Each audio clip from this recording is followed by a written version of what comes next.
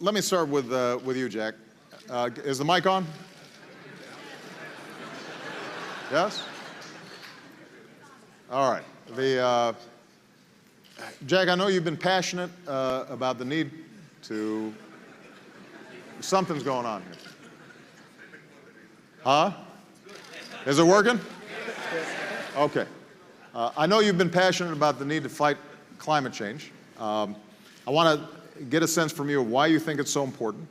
I also want to get a sense of why you think it's so important that business has a role in this process. And I know that in addition to the work that you've been doing with nonprofits, recently you've also been in conversations with Bill Gates about potential of really turbocharging investment in research and development around clean energy, and we may be able to make some announcements about sort of this mission innovation in Paris. Give me a sense of how it looks to you from the vantage point of one of the most successful and largest e-commerce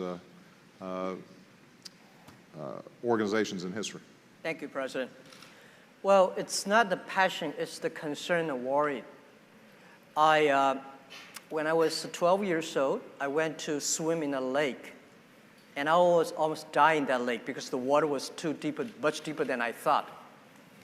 But 5 years ago, I went to that lake again. The total lake was dry. A lot of people have disease. And the second concern of the young colleagues died of cancer. 20 years ago, very few people have heard about the cancer, the word. But now, most of the families, my friends, they have people have cancers. So if we've been working so hard, if we work so hard and put all the money in the hospital, buy medicine, it will be a disaster. Why we should working? So if without a healthy environment of this earth, no matter how much money you make, no matter how wonderful you are, you have a bad disaster. So it's the concern we have. So we started 6 years ago, put 0.3% of the money of the total Alibaba revenue on encouraging, enable all the young people to find creative ways to solve the problem. And I think the money is always not enough, but the money we use try to wake up people's consciousness. Should know that the climate change problem. They should know, they should agree that the water is a problem, the food is a problem. So that is what we think. And after we're doing that, we think, because what Alibaba believe is, where is the opportunity? The opportunity always lies the place where people worry. If you solve the worry problem, that's the greatest opportunity you have. So after 5 years, we find this is a huge chance. So as you said 2 weeks ago, Bill Gates called me about inviting me, join the force together, investing in the clean technology. I think it's a fantastic idea, and I think it took me and the company believe this is something that we can do the contribution. As I say, we are not a big company. Compared to 15 years ago, we are big. But compared to 15 years later, we are small. But if we do not care about this earth, we do not care about the water, food, the environment, I think nobody can survive, whether you're big or small. So this is the concern. This is the worry I had. Excellent. Now you mentioned the need for continuous innovation in this area, and that's why we have Aisha here. And Jack remembers when he was starting a company. Aisha's sort of at that early stage, but as an engineer by training, you had an idea that could both do well and do good. So tell us a little bit about what your idea was. Tell us about salt, and what lessons have you learned as a young entrepreneur in terms of making an impact? Okay, so first of all, let me take this opportunity to express my deepest appreciation for allowing me to sit with you, Mr. President, Mr. Ma, to share our advocacy and mission with SALT, and of course tackle on a more serious matter like climate change. It's really, truly an honor. So my brother and I founded SALT, so it's Sustainable Alternative Lighting. And our main advocacy is we wanted to address the light inequality gap, first in the Philippines, by focusing on the people at the bottom of the pyramid, because it comprises of about 15 to 20% of the country's population. Now, most of these families live on island, island communities, and they are not connected to power grids. So they mainly use kerosene and fuel-based lamps as the main source of lighting. And we know the danger that kerosene lamps poses. It can cause fire accidents, it emits black carbon. So that's the main reason why what we want is we wanted to provide these people a lighting option that is more cost-effective, more safe, more sustainable and environmentally friendly by a way of a lantern that uses saline solution or ocean water as a means to, a catalyst to generate electricity. In turn, it will be able to power up LED and, of course, power up a USB port where you can also charge low-power mobile devices like your phones. Very essential during emergencies, especially disaster scenarios. So that's how we're trying to, of course, contribute in terms of the climate change. We are starting with the lamp, and what we see, the huge impact that we'll be able to contribute is when we try or when we dive into developing like a large scale for the technology that we have. Just imagine if you'll be able to power up a whole island using the ocean water. So our planet is composed of 70% salt water. So that's what we're trying to aim for. Yes. That's great. So the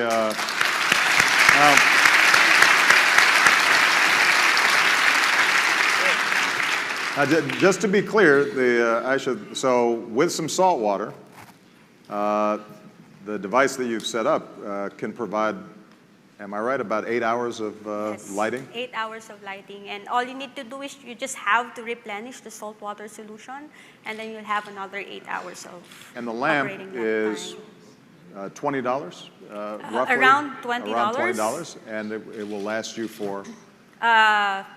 There's a consumable inside that you have to change every now and then. So the main explanation, the main science behind the lamp is it's a chemical reaction. Right. You're trying to convert chemical reaction into energy. Right. So there's something inside that you have to change, but you only have to change that like 6 months if you're using the lamp 8 hours a day every day, and that only costs the consumable part around $3, $2, $3. So you're just going to sustain the lamp. You just have to spend like $6 annually, and that's, Which means that you potentially save even within a certain amount of time. You're already saving enough on kerosene to have paid for the lamp, and then from that point forward, basically, you're getting a modest amount, but important amount of electricity Yes. that you can use for a wide variety of purposes. yes. So I think Aisha is a perfect example of what we're seeing in a lot of countries, young entrepreneurs coming up with leapfrog technologies. In the same way that in large portions of Asia and Africa, you know, the old landline phones never got set up. People just went straight to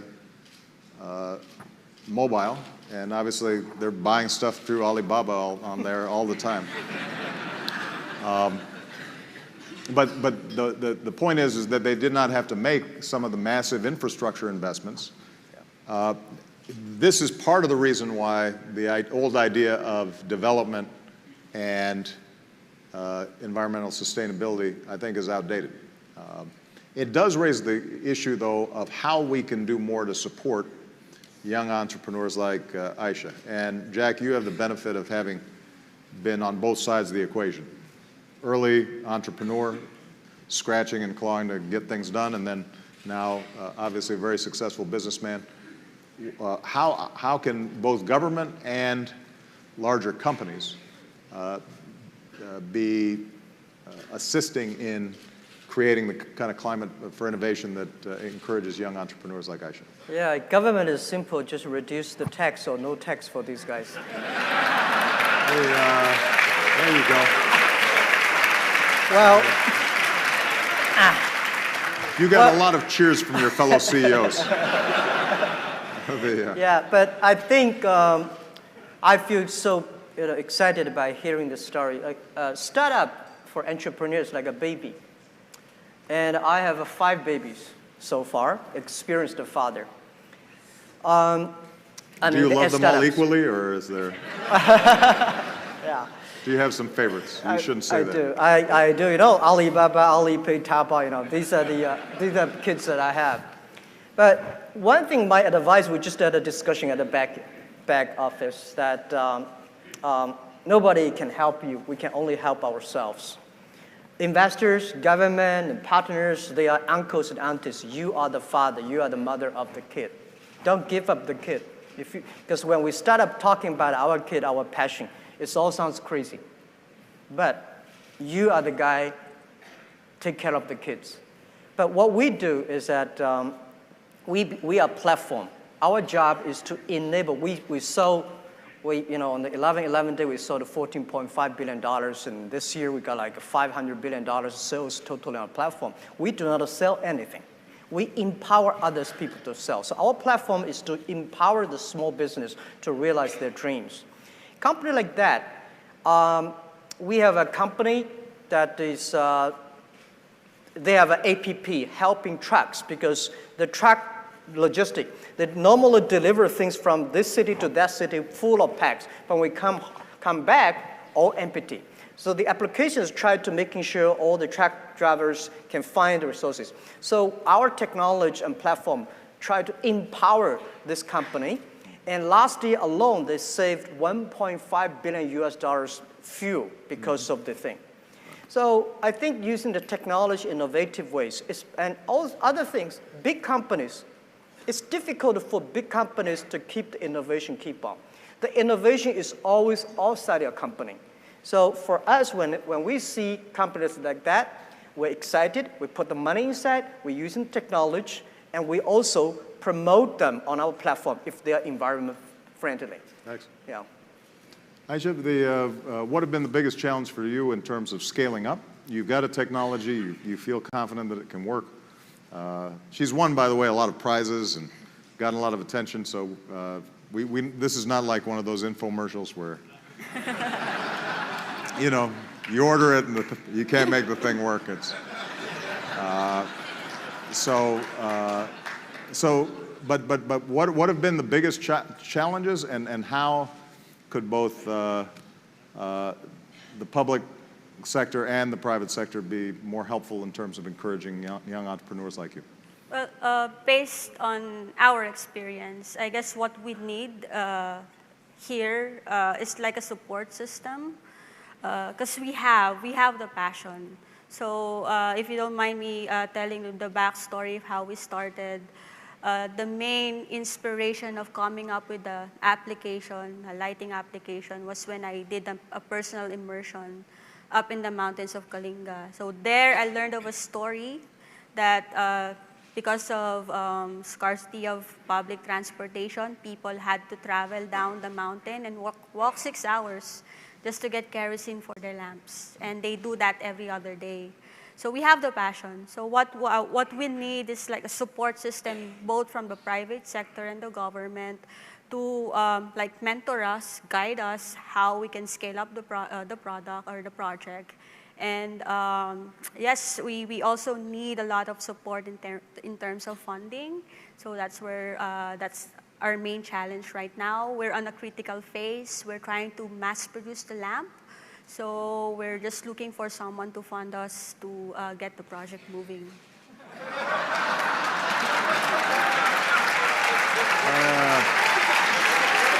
I'm just saying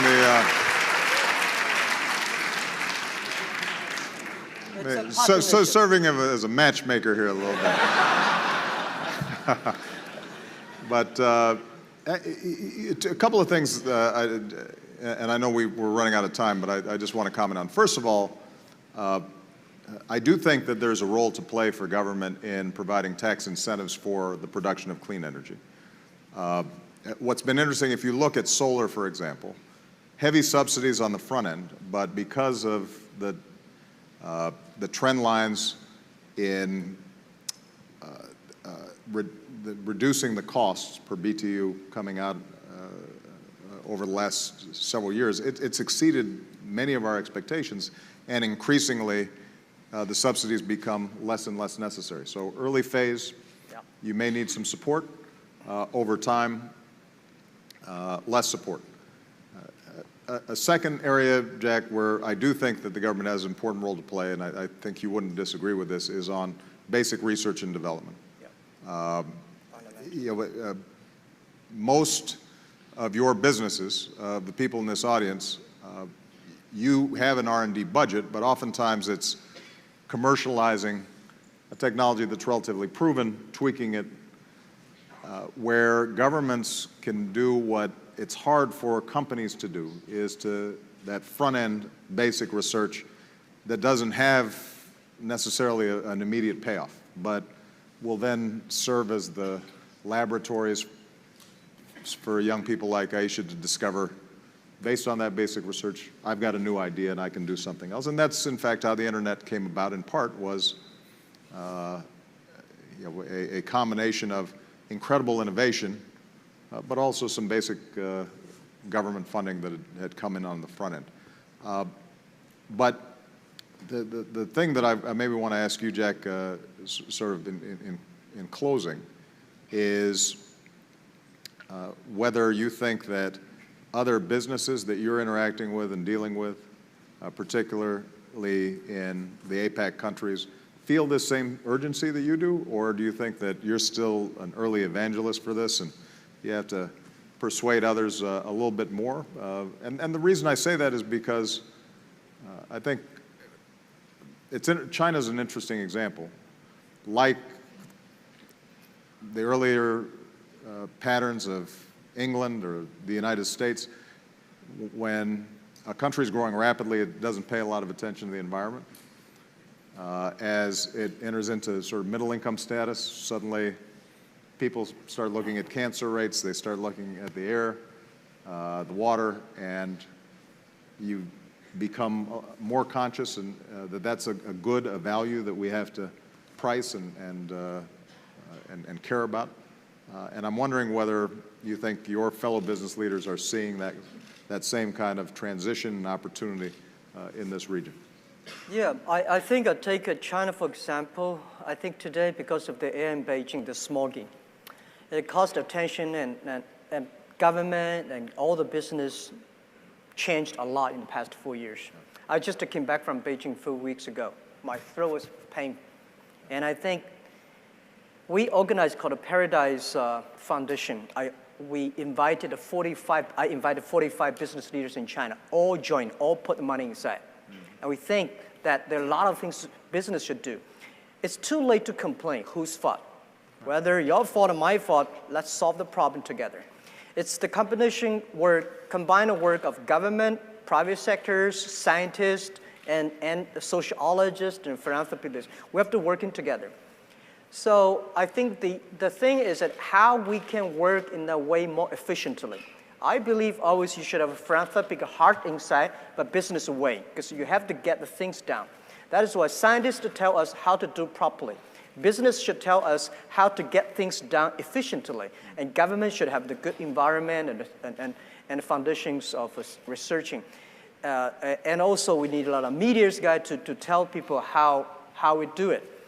But I think this area, Asia Pacific, especially China, we are taking good actions, but we need to do in a way that is really workable. I bought a big piece of land in Brandon, Adirondack in the States, the forest. The reason I bought it is not for buying the forest. The reason I bought it is by the experience of how America solved the problem in the last century, 30s, how they solved the problem there. It will bring the technology, bring the know-how back to China, back to this part of the world. I think it's the opportunity, and it's too late to worry. We have to make action and join together. This is what we believe. Excellent, excellent. And Aisha, the closing comments. I mean, obviously, you're about to scale up, and we're confident that you'll be successful. But one of the most important things that you've said, in my mind at least, is that this starts from the bottom up. That whether it's in the Philippines or in Tanzania or anywhere in the world, that people who are trying to improve their lives, that they can't be asked to just stay poor in order to solve this problem.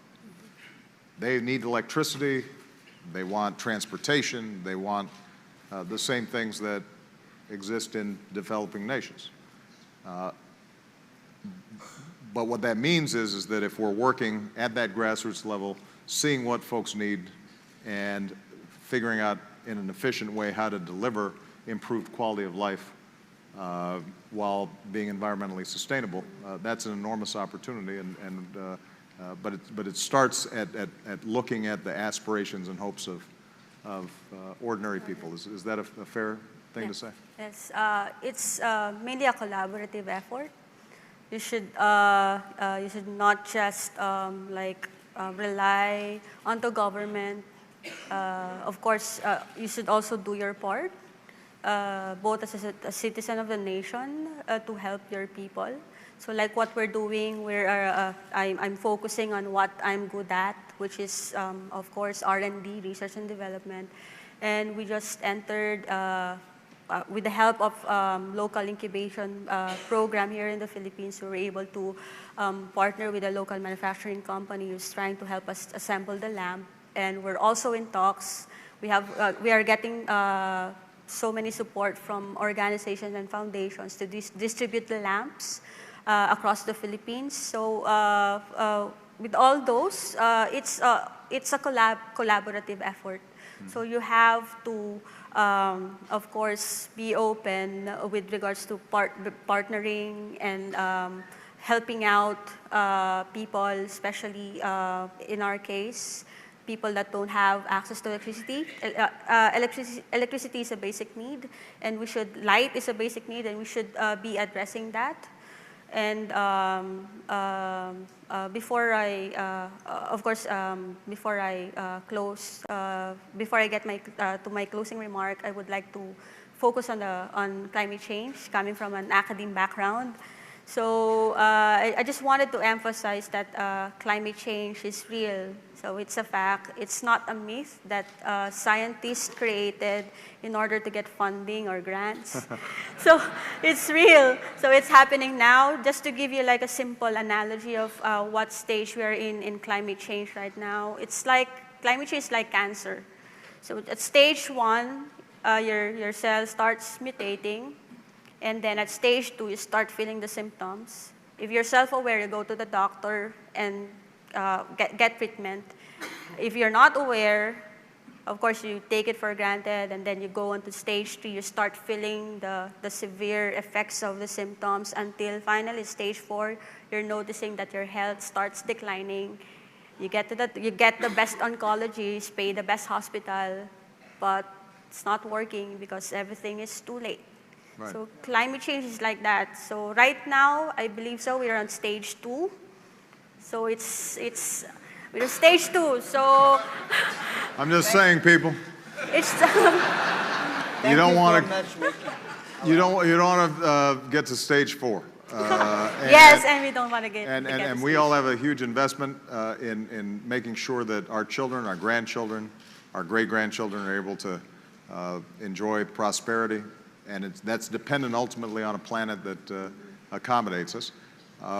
I will say that the lamp you talked about, in addition to providing light, you can also charge a cell phone, right? Yes. And if people have these lamps, they're more likely to charge their cell phone, which means they're more likely to use e-commerce. Yes. And more likely to purchase things through We'll Alibaba. sell it online. So I think that there's a synergy here. Everybody please give Jack and Aisha a big round of applause. Thank you.